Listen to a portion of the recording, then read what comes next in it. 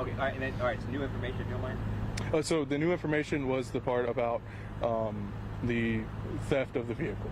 That we responded around 2 o'clock to that Forest Plaza in reference to a suspicious incident call. And once we responded, the deputy exited his vehicle, and that's whenever this individual decided to get in and decided it was a good time to steal it and fled. The deputy that got out. To get the vehicle away from the deputy, or just take it? We're not releasing it at that point, or that at this point. We're still determining exactly what happened, reviewing body cam footage and dash cam footage and things of that nature. The deputy that got out of the car. And you first. Were they chased then by other deputies? Were there others right behind him? Yeah, so there was another deputy in the area who then began to pursue the stolen MCSO patrol vehicle, and then that's shortly after the pursuit was initiated. That's whenever the driver of the stolen vehicle ultimately crashed because they were driving at such a high rate of speed. The incident that the deputies were responding to, with the guy that eventually, or person that eventually took this car, was that as a result of the scene they were already at, or was this guy just saw a person saw a car and decided to steal it? Is this two separate incidents or one? Right. So the suspicious incident was a separate incident that our deputy was responding to. Whenever he made contact with the individual who he believed to be involved in this incident, as they were getting ready to exit the Forest Plaza, he pulled up to them and attempted to make contact. And at that point, as he was, walking around to confront this person, this individual jumped into the sheriff's office car and fled. 3 deaths. Who was in what car? So we're not releasing that information at this point. We just want to be sure there's ample time for FHP to conduct their traffic fatality investigation, as well as for the 3 individuals who are deceased, for their next of kin to be notified.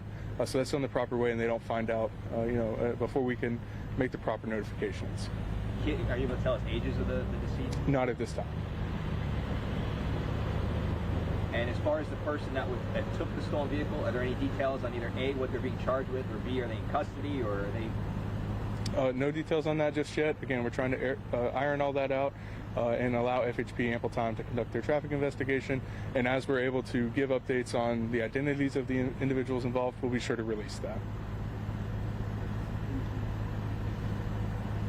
Thank you. Just making sure I have my timeline correct. That's around 2 o'clock for the suspicious call. Correct. And then how long after was the crash? So the crash was at 2:21. Okay. But it didn't go very far. I mean, several miles, I guess, but it wasn't a cross-county incident or anything like that. What time did the chase start? So right around the same time it was stolen. So it was very quick when the deputy made contact with the individual around 2 o'clock. Just before 2 o'clock, the individual very quickly jumped into the patrol vehicle and began to flee. And the second deputy, the primary deputy in the pursuit, was very close behind, arriving and responding as well, and immediately gave chase. We can't see any of the crash scene. If you don't mind just describing it for us, what it looks like, just imagine the head-on crash. Right. So I can't do that just at this point. With it being FHP's investigation, I don't want to do anything that could hamper or otherwise jeopardize what they're working on down there. So yeah, that's about that. How far down the road is it?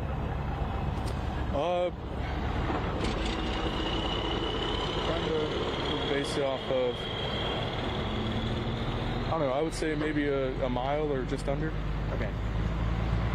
And then, just so we're clear, is it normal for the deputy to step out of a vehicle with the car running?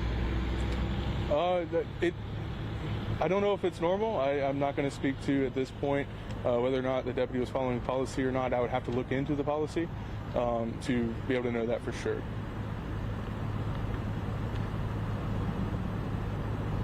Very good. Thank you guys for your time. Can we expect updates later? Hopefully. I don't know if it's going to be later tonight or later or tomorrow morning. Okay. But we're going to try to get something out as soon as we can. I'm very fortunate. We're very glad we were able to get this minor update about what actually happened. Okay. We've been trying to work on that, or I have, for the past hour or so. Thank you. I appreciate it. Yeah, absolutely.